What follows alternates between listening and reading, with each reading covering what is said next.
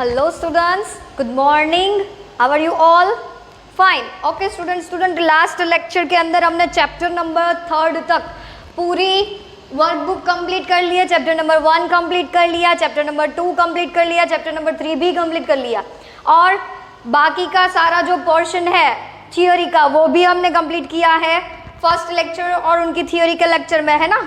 Okay तो सबसे पहले देखो डेटा हैंडलिंग भी कंप्लीट कर लिया है, इंटीजर्स भी कंप्लीट कर लिया है और फ्रैक्शन एंड डेसिमल तीनों.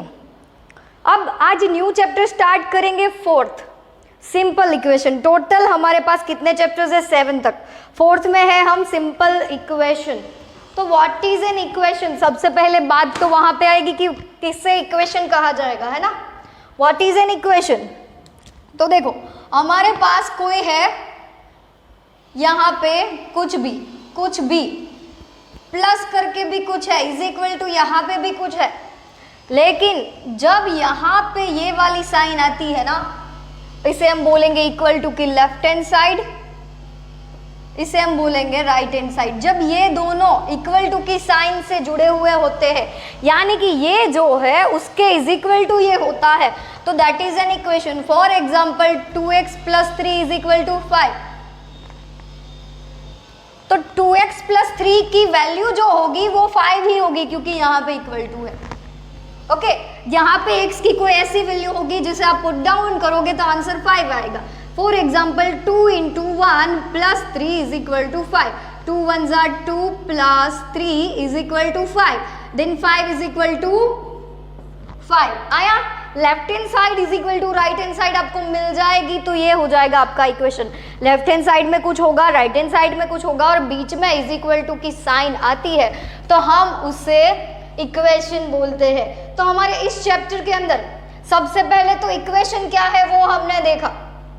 अब इक्वेशन का सॉल्यूशन क्या होता है. तो जैसे यहाँ पे मैंने पुट डाउन किया कि x की वैल्यू 1 है तो मुझे तो आता है इसलिए मैंने पुट डाउन कर लिया.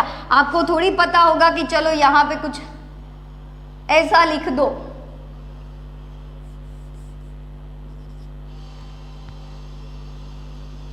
कि आंसर 12 आए तो x की कोई ऐसी वैल्यू यहाँ पे पुट डाउन करेंगे कि आंसर 12 आना चाहिए.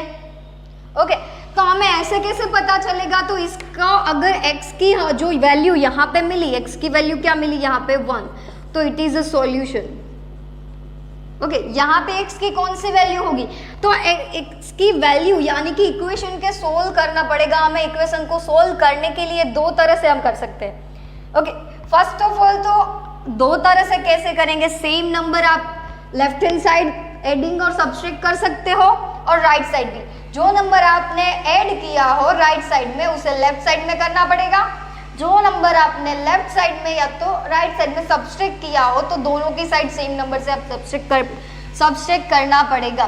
फॉर एग्जांपल यहाँ पे 2x + 3 है, मैं लेफ्ट हैंड साइड में 3 सब्ट्रैक्ट करूंगी. ओके तो 3x + 3 - 3 तो यहाँ पे भी -3 करना पड़ेगा. ओके चलो तो अब 3x बचा +3 - 3 कैंसिल, 12 में से 3 जाएगा तो 9. ओके अब क्या करेंगे, मैं यहाँ पे सिर्फ मुझे x चाहिए तो मैं 3 से डिवाइड करूंगी. तो जैसे एडिशन सब्ट्रैक्शन का रूल है कि सेम नंबर ऐड या तो सब्ट्रैक्ट करना पड़ेगा दोनों साइड, वैसे ही डिवाइड और मल्टीप्लिकेशन का रूल है कि जैसे अगर आप कोई नंबर से यहाँ पे मल्टीप्लाई करते हो तो राइट साइड भी करना पड़ेगा. कोई नंबर को आप 3 से यहाँ पे डिवाइड करते हो तो राइट साइड भी करना पड़ेगा. तो यहाँ पे मैं 3 से डिवाइड करती हूँ तो यहाँ पे भी करना पड़ेगा. 3 3 कैंसिल, x बचेगा 3 3 × 9 क्या बचा 3. तो this is our solution of this equation. Okay इसे क्या कहा जाएगा, सॉल्यूशन ऑफ दिस इक्वेशन. समझ में आया. सबसे पहले तो ये याद रखो कि इक्वेशन किसे कहा जाता है. ओके आपको कैसे कैसे क्वेश्चन आएंगे. इक्वेशन को आपको सम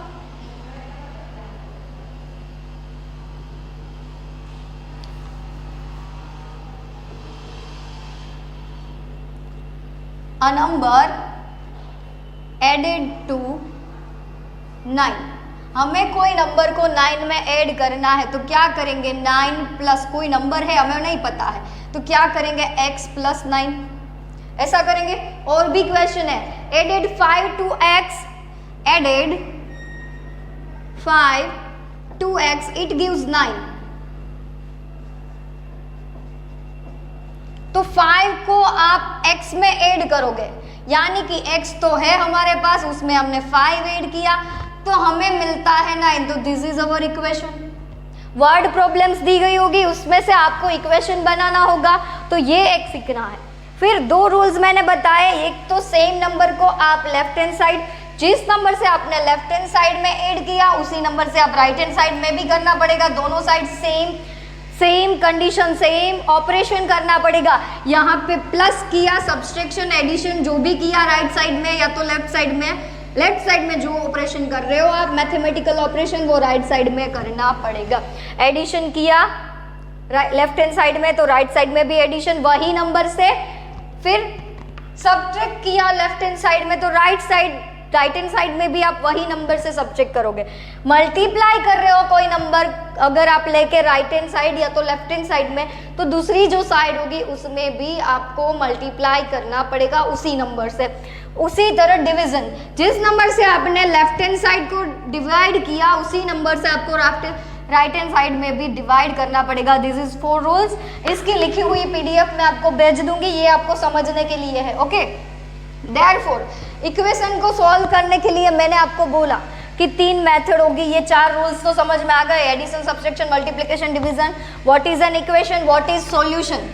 सॉल्यूशन यानी वेरिएबल की वैल्यू जो आपको मिलती है, लेफ्ट हैंड साइड और राइट हैंड साइड इक्वल हो जाए इस तरह से। देखो यहाँ पे वेरिएबल की कोई एक वैल्यू जिसके लिए लेफ्ट हैंड साइड और राइट हैंड साइड इक्वल हो, उस वैल्यू को बोलेंगे इक्वेशन का सॉल्यूशन।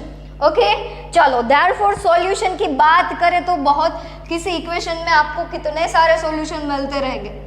ओके, फिर उसकी बात ना करें और देखेंगे कि सॉल्यूशन कैसे लाया जाता है। तो मैंने आपको एक मेथड अभी यहाँ पे बताई रूल्स के अकॉर्डिंग, है ना।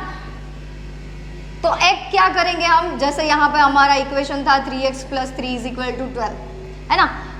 तो यहाँ पे क्या करेंगे हम, सेम नंबर से हमने पहले अभी किया था कि सेम नंबर से सब्ट्रैक्ट किया यहाँ पे और यहाँ पे।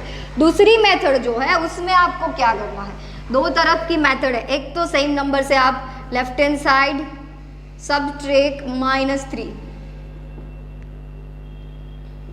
तो क्या करेंगे 3x - 3 = 12, -3 यहाँ सॉरी +3 -3 लिखा जाएगा ना। ओके, ये दोनों कैंसिल, सिर्फ बचा 3x = 9। Now left hand side divide by 3, यानी कि आप लिखोगे यहाँ both the side divide by 3।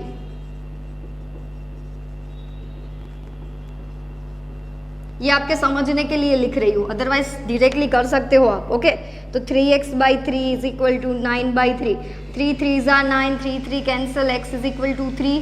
This is our solution of this equation.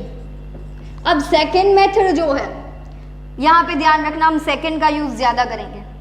Second method इसी इक्वेशन में 3x + 3 = 12, क्या करेंगे, हमें सिर्फ x की वैल्यू चाहिए और किसी की नहीं, है ना। तो x के अलावा जो कुछ भी आपको दिख रहा है ना उसको धक्का मार दो, यहाँ से जाने दो। तो चलो यहाँ पे x है लेकिन x के साथ 3 है तो लिखना पड़ेगा, तो लिखा। +3 है ना और जुड़ा हुआ, उसको धक्का मार दो। तो कहाँ पे जाएगा धक्का मारोगे तो, है ना, उसको यहाँ से धक्का दोगे तो वो कहाँ पे जाएगा। तो ये 12 यहाँ पे है, +3 कहाँ पे जाएगा, राइट हैंड साइड में चला जाएगा। तो एक और रूल याद रखो कि जब भी कोई नंबर लेफ्ट हैंड साइड या तो राइट हैंड साइड जाता है या तो राइट हैंड साइड से लेफ्ट हैंड साइड में आता है, यानी कि उनकी साइड चेंज होती है, तो वो उसकी जो साइन है, यहाँ पे प्लस था तो वो माइनस हो जाएगा। अगर उसकी साइन प्लस हो तो माइनस, माइनस हो तो प्लस, वो हो जाएगी। ओके, प्लस माइनस में अभी और बताती हूँ, और आएगा। 12 में से 3 जाएगा तो 9। अभी यहाँ पे जो नंबर मल्टीप्लिकेशन में है वो सामने जाएगा तो डिवीजन में जाएगा। डिवीजन में अगर कोई नंबर होता उसे अगर मैं उसकी साइड चेंज करूंगी तो वो सामने मल्टीप्लिकेशन में जाएगा। ओके, तो x = यहाँ पे 3x के साथ मल्टीप्लिकेशन में है, सामने भेजूंगी तो डिनोमिनेटर में चला जाएगा डिवीजन में। 3 3s are 9, देयरफॉर x = 3। आया समझ में? आया? बस यही करना है पूरे चैप्टर के अंदर। इक्वेशन वर्ड प्रॉब्लम्स दिए गए होंगे, उसमें से इक्वेशन बनाएंगे। इक्वेशन बनाने के बाद अगर पूछा होगा कि सॉल्यूशन बनाओ तो हम उसका सॉल्यूशन लेके आएंगे। फिर सॉल्यूशन कैसे लाएंगे? तो दो तरह से, एक तो दोनों की side same operation, left hand side जो ऑपरेशन किया वही राइट हैंड साइड करेंगे, लेफ्ट हैंड साइड जिसको ऐड किया उसी को राइट हैंड साइड ऐड करेंगे, लेफ्ट हैंड साइड जिसको सब्सट्रैक्ट किया उसी को राइट हैंड साइड सब्सट्रैक्ट करेंगे। आ रहा है समझ में? जो आप लेफ्ट साइड करोगे उसको, उसी नंबर को आप राइट हैंड साइड में करना है। किसी नंबर को आपने मल्टीप्लाई और डिवाइड किया लेफ्ट हैंड साइड से यहाँ पे, तो राइट हैंड साइड में उसी नंबर से मल्टीप्लाई और डिवाइड करना पड़ेगा। ये मेथड ये मेथड है। फिर ये मेथड है ट्रांसपोर्टिंग मेथड। तो यहाँ पे क्या करोगे ट्रांसपोजिंग मेथड में कि जो एक वेरिएबल है उसी को एक साइड रखोगे, बाकी सारे को सामने जाने दोगे दूसरी साइड। लेफ्ट हैंड साइड में हो तो राइट हैंड साइड में जाने दोगे, तो एक वेरिएबल वाला टर्म ही बचेगा। फिर वेरिएबल वाले टर्म में अगर कोई इसके साथ मल्टीप्लिकेशन में है तो उसको सामने भेजेंगे तो वो डिवीजन में चला जाएगा, और अगर यहाँ पे डिवीजन में होता 3 तो सामने भेजेंगे तो वो मल्टीप्लिकेशन में चला जाएगा। ओके, तो ये थी हमारी चैप्टर नंबर 4 की थियोरी, इतनी ही है। ओके, उसमें कुछ टफ नहीं है। सॉल्यूशन कैसे लेके आना है इस तरह से वो हम करेंगे। पहले तो वर्ड प्रॉब्लम से इक्वेशन बनाना सीखेंगे। ओके, तो वो सब हम अच्छे से लिखेंगे। चलो ये लिख लो, मैं आपको पीडीएफ भी भेजने वाली हूँ तो वो आप अच्छे से लिख लेना। ओके, चलो इसके बाद देखो पीडीएफ के अंदर जो जो मेथड आपको दी गई होगी वो इसी तरह से होगी। What is an equation, what is N solution, उनकी डेफिनेशन, उनके एग्जांपल। देयरफॉर क्या दिया होगा, सॉल्यूशन किस तरह से आता है, ये दोनों मेथड इसके अंदर दी गई है। ओके, तो वो दोनों भी आप अच्छे से लिख लेना।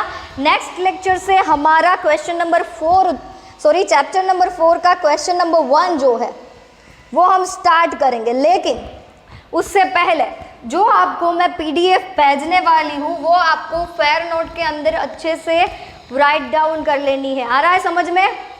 ओके, तो अब इतना पता चल गया कि चैप्टर नंबर 4 है क्या। सिंपल इक्वेशन है, 1 वेरिएबल वाला, सिर्फ और सिर्फ एक ही इसे वेरिएबल कहा जाता है। एक्स को जो भी वेरिएबल हो, एक्स की जगह पे वाई दिया गया हो तो उसे वाई वेरिएबल वाला इक्वेशन कहा जाता है। सिंपल इक्वेशन ही होंगे जो वेरिएबल हो। वेरिएबल दैट मीन्स क्या, वेरिएबल दैट मीन्स ऐसा आपको दिया नहीं है लेकिन आगे आया था 6th में। Okay, what is variable, what is coefficient. तो चलो वेरिएबल दैट मीन्स क्या, जिसकी वैल्यू एक आप सम करोगे तो x की कोई वैल्यू अलग आएगी, जैसे यहाँ पे 1, दूसरा सम किया ये लेके तो x की कोई वैल्यू अलग आई, यानी कि जिसकी वैल्यू वेरी होती हो, चेंज होती रहती हो, उसे बोलेंगे हम वेरिएबल। तो वेरिएबल 1 वेरिएबल वाले ही सारे इक्वेशंस होंगे, उनका सॉल्यूशन लेना है। पहले तो इक्वेशन बनाना सीखना होगा। ओके, तो आई होप आप लोगों ने अच्छे से थ्योरी देखी। बस यही है पूरे चैप्टर में, कुछ नहीं है। ओके, बाकी सब मैं आपको ऐसे ही समझा दूंगी। कुछ दिमाग में ऐसा कुछ उल्टा सीधा या तो कुछ टेढ़े मेढ़े रास्ते से मत सीखना, डायरेक्टली सीखना, समझ में आ जाएगा। ओके, तो चलो ये आप अच्छे से लिख लो। और होमवर्क में मैंने क्या बोला, फेयर नोट में मैं आपको जो पीडीएफ भेजने वाली हूँ वो आप अच्छे से लिख लेना। ओके, चलो तो नेक्स्ट लेक्चर से हम क्वेश्चन नंबर 1 से वर्कबुक स्टार्ट करेंगे, ये आप अच्छे से लिख लो।